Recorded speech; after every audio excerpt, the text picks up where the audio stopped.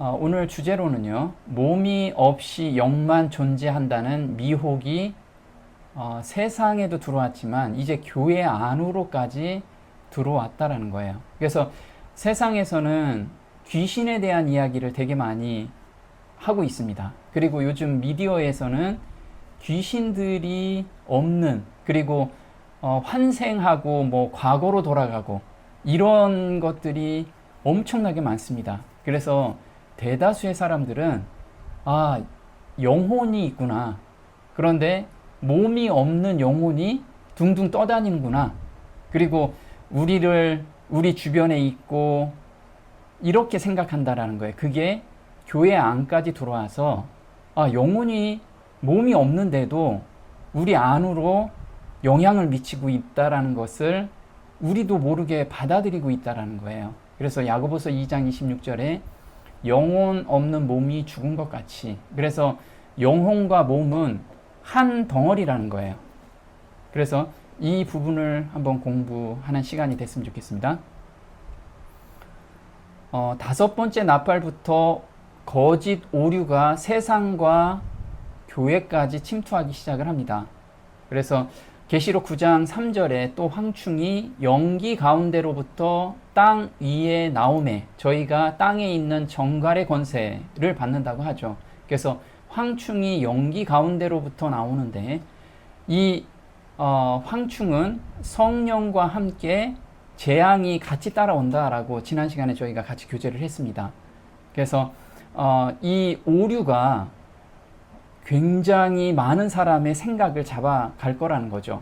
그런데 6번째 나팔에 계시록 9장에서는 큰 강 유브라데 강까지 이제 이 오류가 넘어가게 되는 거죠. 그래서 교회와 그 다음에 세상과의 경계선이 유브라데 강인데 그 유브라데 강이 마름으로 해서 교회 안까지 그 오류가 들어온 거예요. 근데 그 오류 중에 하나가 바로 이렇게 영혼 불멸, 그리고 영과 혼이 분리되어 있다라는 사상으로 모든 사람을 미혹하고 있다라는 거예요.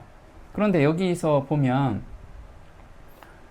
우리가 그 미혹을 누가 시키냐면 꼬리와 그 다음에 입, 그리고 머리라고 이렇게 나와 있습니다. 그래서 그림으로 보면 꼬리에 머리가 있는데 이 머리는 곧 장로와 존귀한 자요, 꼬리는 곧 거짓말을 가르치는 선지자라.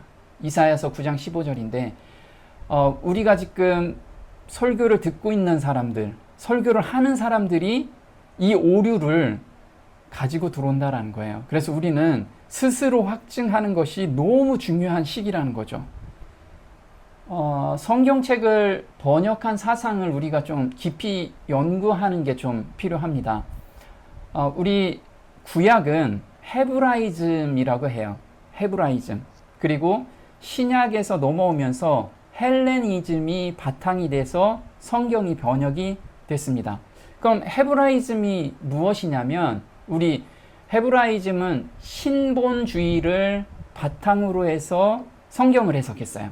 그래서 구약은 하나님이 계시다는 것을 기본 전제로 해서 구약을 번역을 한 거예요. 그래서 구약을 읽으면 하나님을 우리가 발견할 수가 있죠. 그런데 헬레니즘은 뭐냐면 휴머니즘이 바탕이 된 거예요. 그래서 그리스 신화가 바탕이 돼서 번역이 돼 있는 거예요. 그래서 우리가 신약을 볼 때도 깊이 이런 부분을 참고해서 보는 것이 중요하다는 거죠. 왜냐하면 우린 문화라는 게 되게 있죠. 우리나라 한국에서도 뜨거운 물에 들어갔는데 어떤 어른들은 시원하다라고 이야기를 합니다. 외국 사람들은 전혀 이해할 수 없는 문화죠. 그 문화가 단어 안으로 들어가고 그 단어에서 어떤 책이 쓰여 있다면 그 문화가 바탕이 이해를 하지 못하면 깊이 이해를 못한다라는 거예요.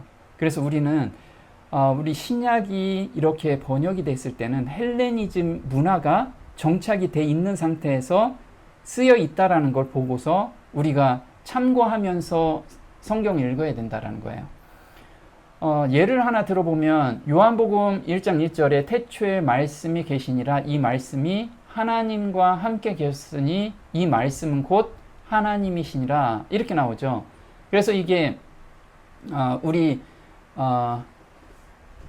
원어를 보면은 데오스라고 합니다. 데오스.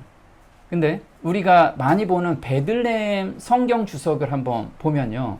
데오스라는 단어를 어떤 배경으로 돼 있는지 보면 헬라 문화의 바탕이 돼서 데오스라고 썼는데 이때 사람들이 읽는 것은 어떤 문화냐면 신들과 인간들의 아버지로서의 제우스가 이러한 사상을 표현해 준다. 제우스는 데오스의 첫 문자와 마지막 문자를 가지고 있었으므로 경건한 자들을 때때로 그를 단순히 신과 관련시킨다.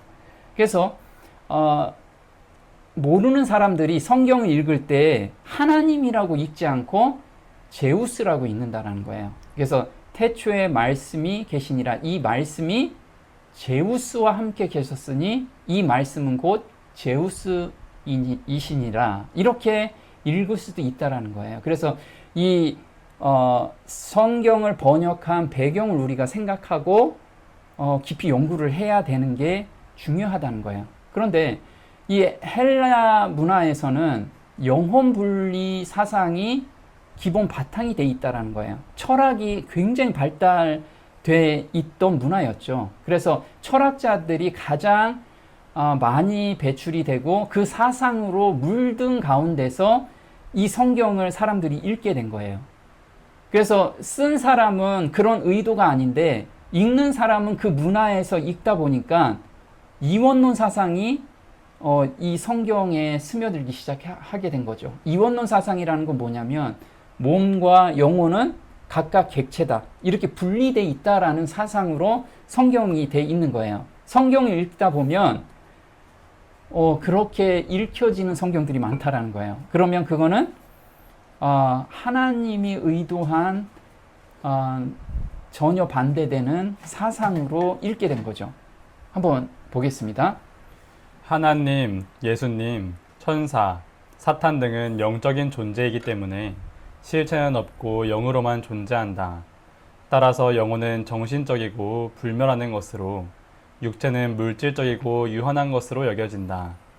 플라톤은 이데아론을 통해 이론적으로 정립을 시켰고 천주교에서 교리화했으며 개신교로는 장로교의 창시자인 칼뱅이 기독교 강요에서 체계화시켰다. 네, 이 영혼 분리가 무엇까지 갔냐면 영원 지옥설까지 간 거예요.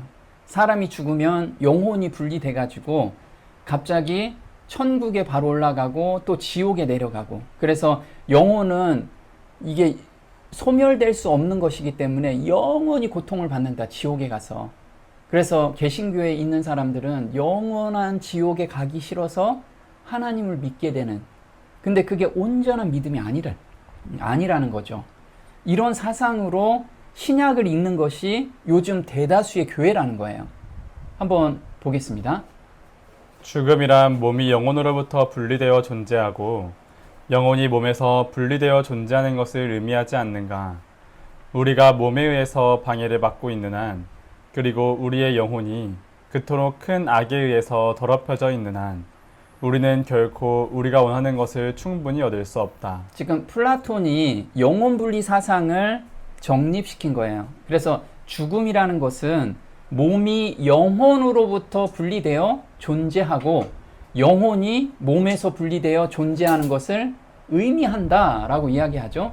그래서 몸에 의해서 방해받지 않는 영혼이 진짜 온전한 삶이라는 거예요. 그래서 철학자들은 죽음을 두려워하지 않는 거죠. 왜냐하면 이제 몸이 죽으면 영혼이 이제 독립돼 가지고 영원히 살기 때문에 이 사상이 헬라 문화에 정착이 돼 있는 사상들이에요. 그래서 이게 어디까지 들어왔냐면 기독교 안까지 지금 들어왔고 천주교에서 이게 영혼 지옥설이 교리화되면서 이게 개신교 안까지 들어오게 된 거죠. 자, 그런데 성경에서는 에스겔서 18장 4절에 이렇게 나옵니다. 모든 영혼이 다 내게 속한지라 아비의 영혼이 내게 속함같이 아들의 영혼도 내게 속하였나니 네, 범죄하는 그 영혼이 죽으리라. 네. 성경에는 분명히 범죄한 영혼은 죽는다고 이야기를 합니다. 그래서 영혼육이 잠자고 있다라고 말씀을 하고 있어요. 그런데 우리는 이 성경 이야기는 믿지 않고 무엇을 믿고 있냐면 내려온 유전을 믿고 있는 거예요. 그리고 내려온 철학을 믿고 있고, 창세기 2장 17절에 하나님의 말씀은 이렇게 말씀하세요. 선악을 알게 하는 나무의 실과를 먹지 말라. 내가 먹는 날에는 정령 죽으리라. 반드시 죽는다고 이야기를 합니다. 그런데 이 말을 사단이 무엇이라고 이야기하냐면 너희가 결코 죽지 아니하리라. 그래서 사람들은 영혼은 결코 죽지 않는다, 이것을 철석같이 믿게 된 거예요. 그래서 모든 사람이 하나님 말씀보다 사단의 말을 지금 듣고 있는 거죠. 누가 들었듯이요? 아담과 하와가 듣고 있듯이 우리도 똑같이 그 문화에서 그걸 믿고 있는 거예요. 그래서 정말 마지막 때는 모든 사람이 이게 미혹돼서 갈 거라는 거죠. 그래서 죽은 자가 살아나고 내가 사랑하는 사람이 살아나가지고 너희들이 믿고 있는 것이 잘못됐다라고 믿음을 흔들게 될 거예요. 그때 우리가 성경에서 확증하지 않으면 다 넘어갈 수밖에 없는 거예요. 왜냐하면 내 사랑하는 사람이 죽었다가 살아나거든. 그게 다 악한 영들의 활동인데 그걸 인정을 못하는 거예요. 그래서 교회 내에 천주교 사상과 교리가 들어왔고 마지막 때는 대부분이 미혹될 것이라고 이렇게 이야기합니다. 한번 보겠습니다. 그 밤에 나는 꿈을 꾸었다. 내가 베틀크릭에서 출입문 옆에 있는 유리창을 내다보고 있었는데 일단의 사람들이 둘씩 짝을 지어 집을 향하여 걸어오고 있는 것을 보았다. 그들은 엄숙하고 단호해 보였다. 그들은 잘 아는 사람들이었으므로 나는 그들을 영접하기 위하여 응접실 문을 열고자 돌아섰다. 그러다가 다시 한번 보고 싶은 생각이 났다. 장면은 바뀌었다. 그 무리들은 이제 천주교 행렬의 모습을 나타냈다. 네, 마지막 교회에 꿈을 꿨는데 마지막 교회에 잘 아는 사람들, 아까 꼬리에 머리가 달린 그 리더들이 교리를 변경해서 천주교 행렬의 모습으로 바꾸고 있다라는 거예요. 그래서 우리가 지금 믿고 있는 것을 성경으로 확증하는 게 너무 필요하다는 거죠. 여기서 대표적인 사람 한 분을 소개시켜면요, 닥터 켈로그의 저서 살아있는 성전에 나타난 치명적인 이단설을 많은 사람들이 받아들였어요, 그때. 근데 그 영향이 지금까지 우리한테 오고 있다는 거예요. 한번 보겠습니다. 살아있는 성전이라는 책 가운데는 치명적인 이단설의 알파가 나타나 있습니다. 오메가는 금방 이 뒤를 따를 것인데 하나님께서 주신 경고의 기별에 주의하지 않은 사람들은 오메가를 받아들일 것입니다. 나는 아무도 속임을 당하지 않기를 간절히 바라고 있습니다. 네, 살아있는 성전이라는 책에 이단설이 들어가 있어요. 이때가 알파 베도인데 그 알파 베도에 이어서 바로 오메가 베도가 뒤를 따를 거라고 이야기합니다. 근데 그 오메가 베도는 마지막 때까지 마지막 교회에 엄청난 영향을 줄 거라는 거예요. 그래서 알파의 베도라는 거 한번 보겠습니다. 하나님은 모든 천연계에 퍼져 있는 하나의 본질이라는 이론이 성경을 믿노라고 공언하는 많은 사람들에게 인정을 받고 있다. 그러나 아무리 아름답게 가장되었을지라도 이 이론은 하나의 가장 위험한 기만이다. 만일 하나님이 모든 천연계에 퍼져 있는 하나의 본질이기 때문에 모든 사람 안에 거하신다면 사람이 거룩함에 이르기 위하여서는 다만 자기 속에 있는 능력을 개발시키기만 하면 된다.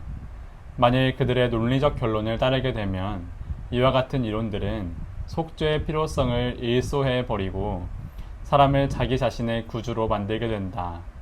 그 이론들을 받아들이는 자들은 마침내 성경 전체를 하나의 꾸며낸 이야기로 간주하는 위험에 빠지게 된다. 네, 이때 들어온 알파의 배도 중에 하나가 무엇이냐면 범신론적 사상이에요. 범신론이라는 것은 꽃에도 하나님이 들어가 있고 모든 자연에 하나님이 들어가 있고 죄인에게도 하나님이 들어가 있다라는 범신론, 모든 곳에 하나님이 들어가 있다라는 거예요. 이런 사상들이 많은 사람들한테 맞다, 죄인에게도 하나님이 들어가 있다 라고 생각을 하게 된 거고, 꽃 안에도 하나님이 들어가 있다라고 생각을 하게 된 거예요. 그런데 정말 그런가요? 죄인에게 하나님이 들어갈 수가 있나요? 죄인에게는 하나님이 들어갈 수가 없죠. 죄와 하나님은 같이 있을 수가 없습니다. 그리고 꽃 안에 하나님 자체가 들어갈 수가 없죠. 하나님이 만든 피조물이죠. 그래서 거기서 하나님을 발견할 수가 있고 하나님의 작품을 보면서 하나님의 품성을 발견할 수가 있는 거지, 그 자체에 들어가 있는 것은 아니라는 거예요. 만약에 죄인에게 하나님이 들어가 있다라고 하면 그 안에 들어가 있는 하나님을 우리가 하나님의 능력을 간구하면서 사는 삶이 아니고 내부에 있는 능력을 우리가 개발시키는 그런 사상으로 바뀌게 된다라는 거예요. 그래서 하나님을 의존하지 않고 자기 내부에 있는 것을 개발하면 죄에도 이길 수 있고 뭔가 바뀔 수 있는 그런 요즘 세상의 자기 개발론으로 변질될 수가 있다라는 거죠. 자, 오메가 배도는 무엇이냐면 이렇습니다. 지금 우리 앞에는 이 위험의 알파가 있습니다. 오메가는 가장 놀라운 성격을 띨 것입니다. 우리는 그리스도께서 시연과 십자가에 못 박히시기 직전에 드린 기도에서 하신 말씀을 연구할 필요가 있습니다. 예수께서 이 말씀을 하시고 이는 영생이요 또 그들로 유일하신 참 하나님 아버지와 또 아버지가 보내신 예수 그리스도를 알게 하려 하심이니이다. 우리가 오메가 배도는 무엇으로 나오냐면 하나님의 품성을 오해하고 예수 그리스도의 품성을, 또 예수 그리스도의 본질을 오도하는 배도가 일어날 거라는 거예요. 오메가 배도는. 그래서 마지막 때는 참 하나님과 그의 보내신 자 예수 그리스도를 오해하게 만드는 것. 그래서 이게 무엇인지 우리는 앞으로 계속해서 공부해 가게 될 겁니다. 자, 교회까지 들어온 거짓 오류는 몸과 영혼이 분리된다는 사상이에요. 자, 에스겔서 14장 3절에 이렇게 나옵니다. 사람의 아들아, 이 사람들이 자기 우상들을 자기 마음속에 세우며 자기 불법의 걸림돌을 자기 얼굴 앞에 두었으니 과연 그들이 내게 물을 수 있겠느냐? 이것은 이스라엘의 집이 다 그들의 우상들로 말미암아 나와 사이가 멀어졌으므로 내가 그들의 마음 선택대로 그들을 취하고자 함이라. 자, 거짓 오류가 들어오면 하나님과 우리가 가까워질 수가 없다라는 거예요. 왜냐하면 자기가 가지고 있는 거짓 오류가 그들의 우상이 되었다라는 거예요. 그래서 진정한 하나님과 소통할 수 없고 참 평안함을 얻을 수 없다라는 거예요. 그래서 자기의 우상을 자기 마음속에 두었다라는 것은 사단은 하나님의 속성을 잘못 나타내므로 사람들에게 하나님을 거짓된 품성을 가지신 분으로 믿게 한다. 많은 사람들은 여호와께서 좌정해 계실 마음의 자리에 철학적 우상을 앉혀두고 있다. 그래서 우리가 지금 세상 철학에 오염된 사상을 가지고 하나님을 보고 있지는 않은지 우리는 항상 생각해야 돼요. 내가 생각하는 게 오류일 수 있다. 그래서 우리는 항상 성경으로 돌아가야 된다는 거죠. 자, 철학적 우상은 아까 플라톤의 이원론 사상이라고 말씀을 드렸습니다. 이 사상이 우리한테 완전히 지배하고 있는데요. 육체는 죽어도 영혼은 분리가 되어 영원히 산다는 철학이고, 이 안에서 나온 것이 영원 지옥설, 성령을 받기 위해서 방언 기도하는 것, 이게 다 플라톤의 이원론 사상에서 들어온 사상들이에요. 그리고 몸만 창조하시고 영혼은 외부에서 들어온다는 사상, 이것도 이원론 사상이라는 거예요. 그리고 연옥 사상, 이런 사상들이 앞으로 더 큰 미혹이 될 거라는 거죠.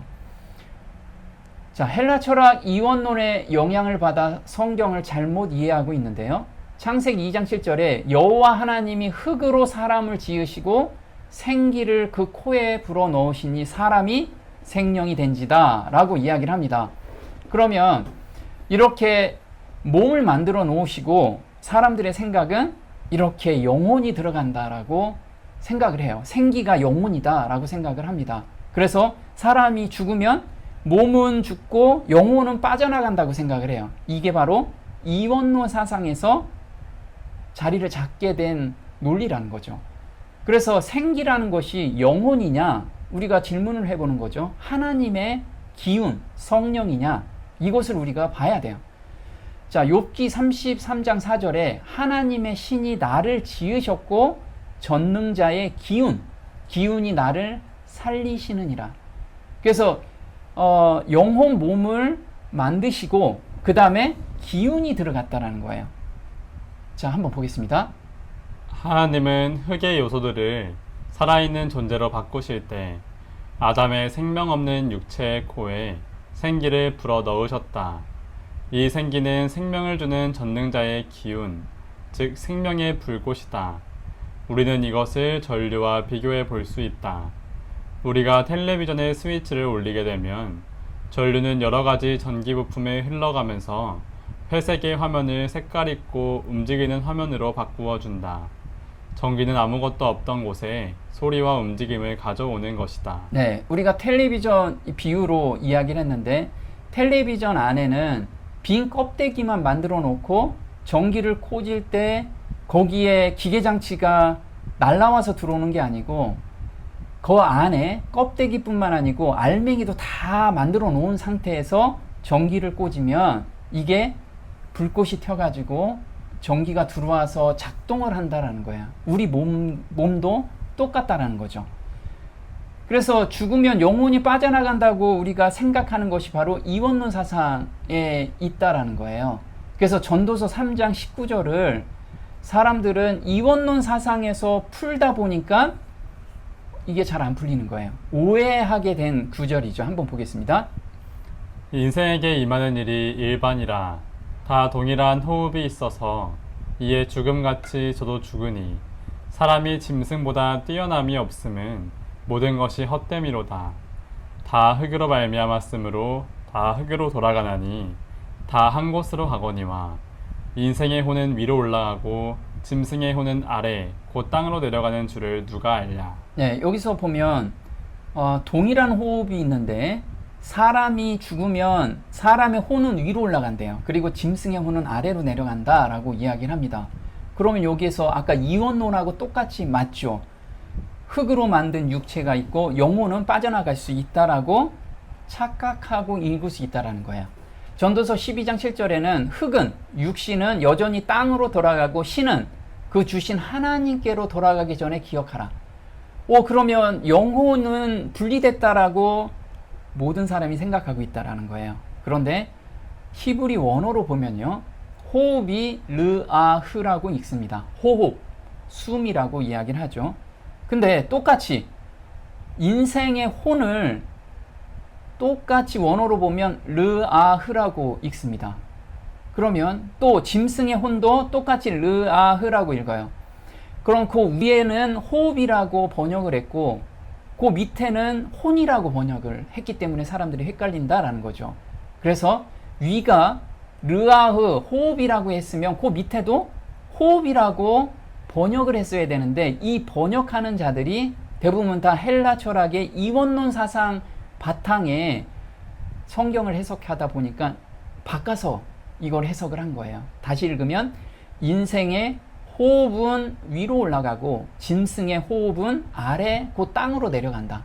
왜 인생의 호흡은 하늘로 올라가냐면 지난 시간에 제가 말씀을 드렸는데 하나님과 닮은 사람을 만든 것은 사람밖에 없잖아요. 그래서 호흡도 하나님이 취해 가신 거예요. 그럼 요 밑에도 마찬가지로 신은 르하흐라고 읽는데 호흡이라고 읽어야 되는 거예요.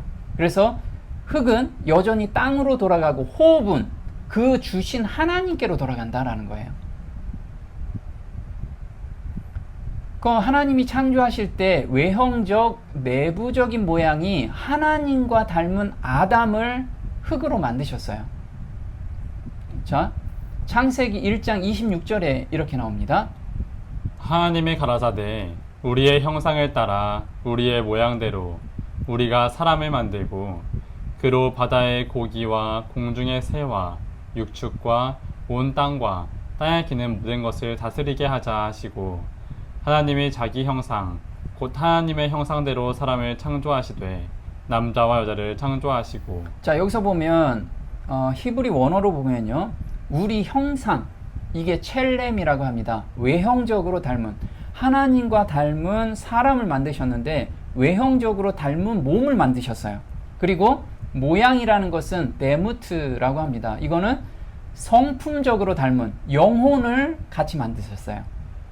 그런데 여기서 보면 흙으로 만드실 때 영혼육을 한꺼번에 다 만드셨다라는 거예요. 그리고 생기, 영이 들어갔을 때 살아나게 된 거죠. 그래서 보면 사람은 외모나 품성에 있어서 모두 하나님의 형상을 지니게 될 것이었다. 이렇게 나오죠. 자, 한번 구체적으로 보겠습니다. 우리 구주께서는 전 인격을 완전케 하시는 구주이시다. 그분은 그 일부분만의 하나님이 아니시다. 그리스도의 은혜는 인간의 전 인격의 구성을 위해 역사한다. 그분은 모든 것을 만드셨다. 그리고 모든 것을 구속하셨다. 주께서는 신성에 참여하는 영혼은 물론 마음과 힘과 몸도 만드셨다. 그리고 그 모든 것은 대가를 지불하고 사신 바 된 것이다.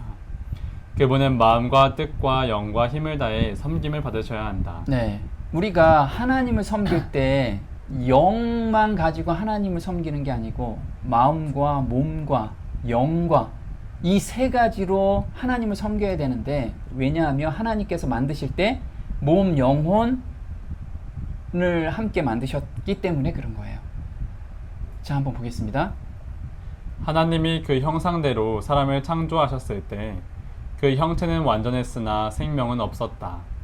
그때 개성적이요 자존하시는 하나님께서 그 형체 속에 생기를 불어넣으시니 사람이 살아서 호흡하는 지적 존재가 되었다. 인체 기관의 각 부분들이 움직이기 시작했다. 심장, 동맥, 정맥, 혀, 손, 발, 감각, 마음의 지각 등 모든 기관들이 각각 그 활동을 시작하였고 모두가 다 법칙 아래 놓이게 되었다. 사람이 생명이 되었다. 개성적인 하나님이 예수 그리스도로 말미암아 인간을 창조하시고 그에게 총명과 힘을 주셨다. 자, 하나님께서 몸을 창조하셨을 때 완전했대요. 그 완전함이 뭐냐면 각 기관, 그 다음에 마음의 지각까지 다 만드신 거예요. 그리고 생기가 들어가니 그게 다 작동하기 시작했다라는 거예요. 그래서 우리는 그 생기를 매 순간 받지 않으면 하나님의 방식대로 이게 돌아가지 않는 거예요. 그래서 우리가 전기 코드가 한 번이라도 빠져지면 바로 꺼지듯이 우리는 한순간도 하나님과 연결이 돼 있지 않으면 이 영혼 몸이 하나님께 영광을 돌릴 수 없게 그렇게 창조가 돼 있는 거예요. 그리고 그렇게 연결이 돼야지만 가장 행복한 삶을 살 수 있는 그런 영혼육을 만들어 놓으신 거죠. 자, 하나님의 속성을 잘못 나타났는데 이 속성이 뭐냐면 하나님과 예수님은 영이시니 영으로만 존재한다라는 이 사상이 사도 시절부터 시작해서 마지막 때까지 이게 계속해서 이어질 거라는 거예요. 자, 요한 1서 4장 1절에 이 사도 시절에도 예수님께서는 영으로 오셨다, 이렇게 이야기하는 무리가 너무 많았어요. 보겠습니다. 사랑하는 자들아, 영을 다 믿지 말고 오직 영들이 하나님께 속하였나 시험하라. 많은 거짓 선지자가 세상에 나왔음이니라. 하나님의 영은 이것으로 알지니 곧 예수 그리스도께서 육체로 오신 것을 시인하는 영마다 하나님께 속한 것이요. 네. 자, 예수 그리스도께서 육체로 오셨다. 그러면 육체 안에 영혼 육이 함께 오셨다라는 것을 우리가 믿어야 된다라는 거죠. 그리고 예수님이 부활하실 때도 영만 부활하신 게 아니고 영혼 육이 함께 부활하셨다라는 거. 이걸 믿는 것이 이렇게 이야기하는 것이 하나님의 영에 속한 거라는 거예요. 자, 계시록 2장 1절에 에베소 교회의 사자에게 편지하기를 자칭 사도라 하되 아닌 자들을 시험하여 그 거짓된 것을 내가 드러낸 것과 오직 내게 이것이 있으니 내가 리골라당의 행위를 미워하는도다. 나도 이것을 미워하노라. 그래서 리골라당, 그 리골라가 7 집사 중에 한 명이었죠. 그래서 자칭 사도라고 이렇게 가르치고 성경을 박식하게 아는 사람들이 리골라당의 행위로 빠지는 경우가 너무 많았던 거예요. 그래서 예수님은 영으로 부활하셔서 올라가셨다. 영으로 계신다. 라는 사상들이 너무 많았던 거죠. 자, 이 니골라당은 영지주의라고 이야기를 합니다. 여기서 주장한 것이 뭐냐면 물질과 육신은 악하고 영은 선하다. 그래서 육체에 대한 학대, 방종을 하였다. 그리고 두 번째는 율법은 끝났기 때문에 사람은 자유롭게 살 수 있다. 그래서 예수님의 십자가로 구원이 다 이루어졌다. 내가 어떻게 살든 구원은 이미 한 번 구원은 영원한 구원이다. 이 사상이 지금까지 우리 여기 현대까지 그리고 마지막 때까지 이게 연결이 돼 있죠. 그리고 세 번째, 구원은 믿음에 의해서가 아니라 깨우치는 지식에 의해서 구원을 받는다. 이 사상이 니골라당의 사상이에요. 그래서 요즘 많은 사람들이 깨우치는 지식에 대해서 이야기를 하죠. 5째 천사를 깨달아야지만 구원을 받을 수 있다. 또 요즘 빛을 깨달아야지만 구원을 받을 수 있다라고 이야기를 해요. 또 안식일을 철저히 지켜야 된다. 건강기별을 철저히 지켜야 된다. 이것은 마음이 변화가 되면 결과치잖아요. 결과. 이게 본질이 아닌데 격가지를 가지고 이걸 깨달아야지만 구원을 받는다라고 이야기를 해요. 이게 바로 니골라당의 사상이 우리 교회까지 현재 들어와 있다라는 거예요. 자, 바울 형제는 무엇을 알기를 원하셨을까요? 한번 보겠습니다.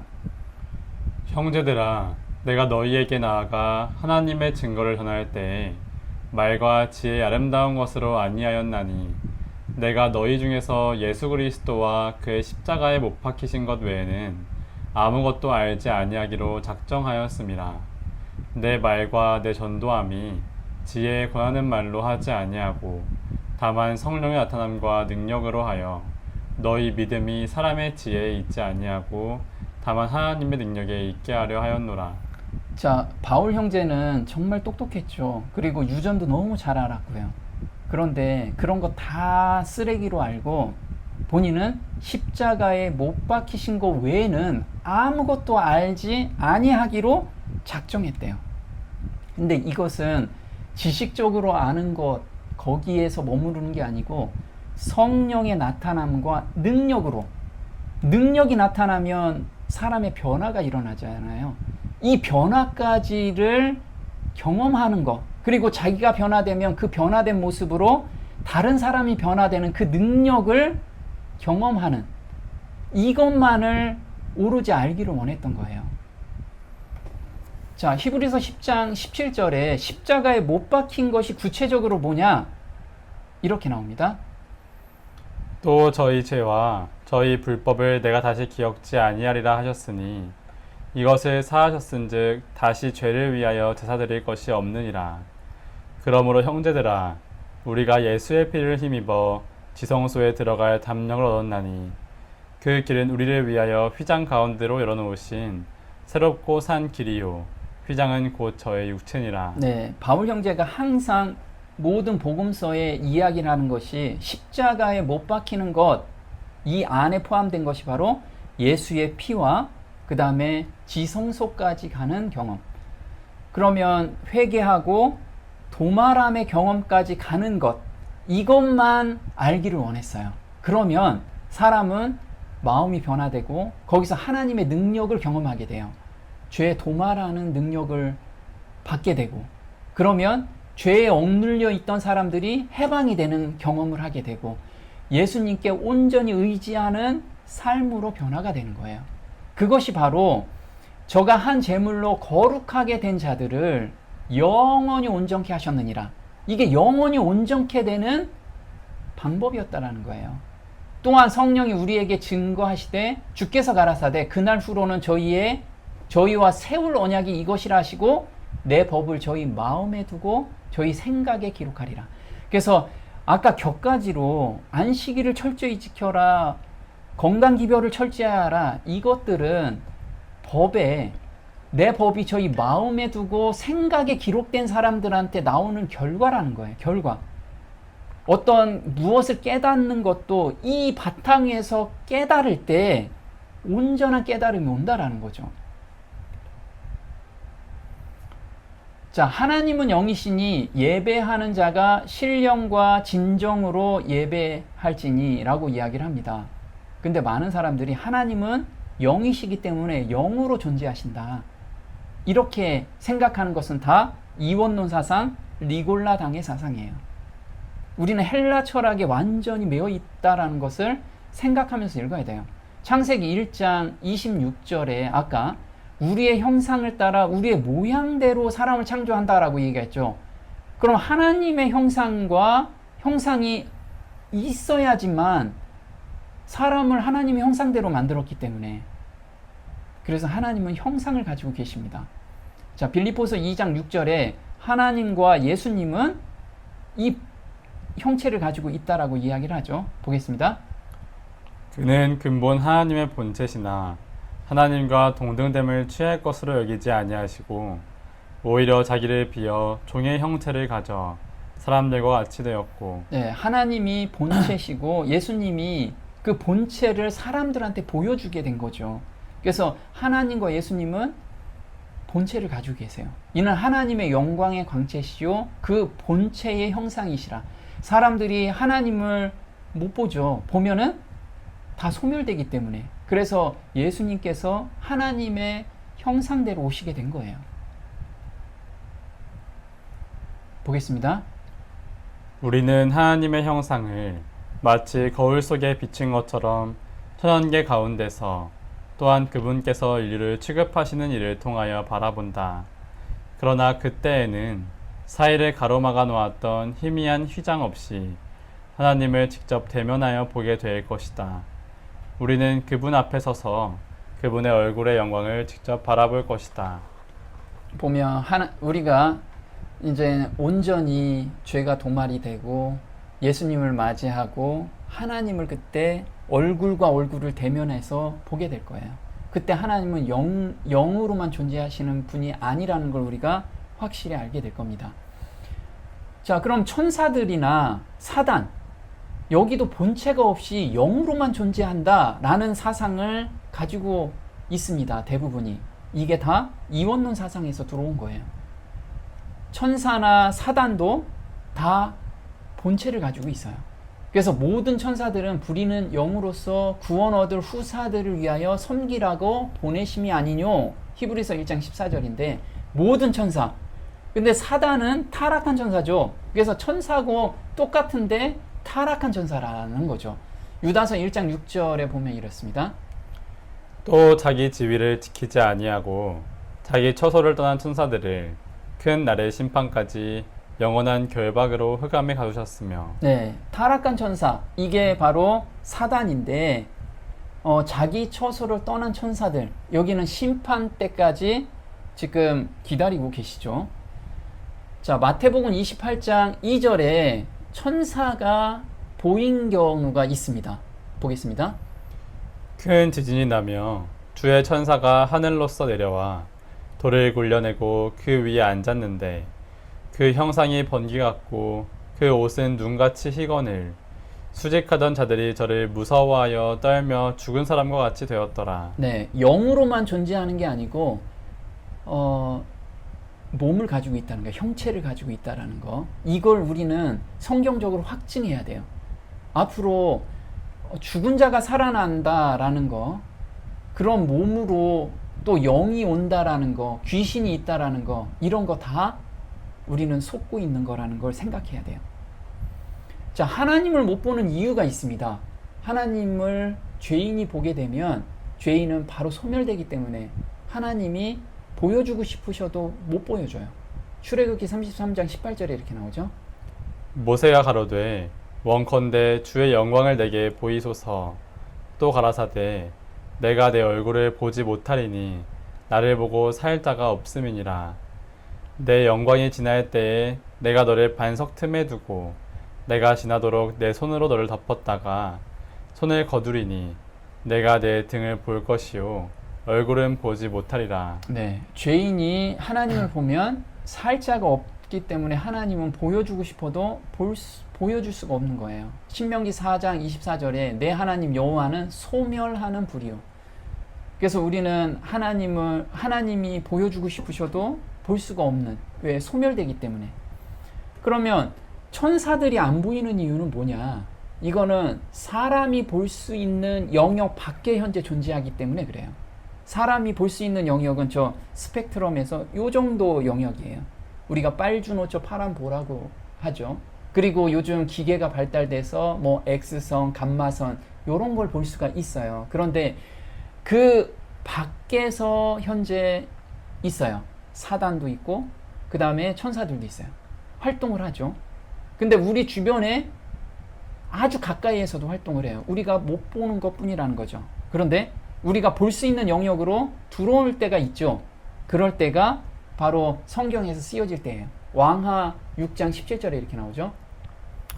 기도하여 가로되 여호와여 원컨대 저의 눈을 열어서 보게 하옵소서 하니 여호와께서 그 사원의 눈을 여심해 저가 보니 불말과 불병거가 산에 가득하여 엘리사를 둘렀더라. 자, 엘리사는 눈이 열려서 천사가 있는 것을 봤어요.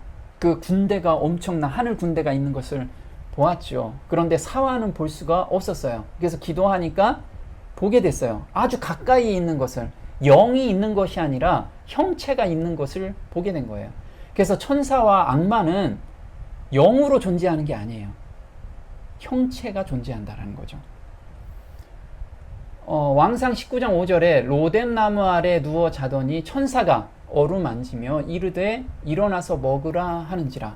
그래서 이 천사도 영으로 존재한 게 아니고 영혼, 몸이 있는 거예요. 이 형체가 있는 거라고, 형체.